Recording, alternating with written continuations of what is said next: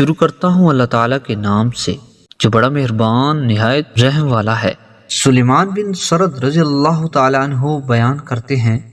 کہ دو آدمیوں نے نبی کریم صلی اللہ علیہ وآلہ وسلم کی موجودگی میں جھگڑا کیا۔ ہم بھی نبی کریم صلی اللہ علیہ وآلہ وسلم کی خدمت میں بیٹھے ہوئے تھے۔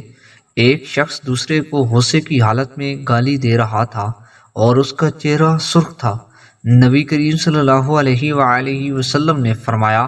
کہ میں ایک ایسا کلمہ جانتا ہوں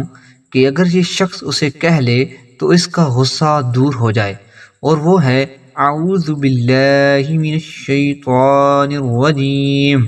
میں شیطان مردود سے اللہ کی پناہ میں آتا ہوں۔ ابو ہریرہ رضی اللہ تعالی عنہ بیان کرتے ہیں کہ رسول اللہ صلی اللہ علیہ وآلہ وسلم نے فرمایا،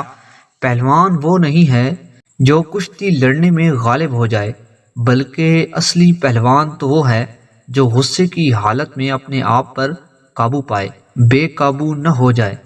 عبداللہ بن مسعود رضی اللہ تعالیٰ عنہ بیان کرتے ہیں کہ نبی کریم صلی اللہ علیہ وآلہ وسلم نماز پڑھ رہے تھے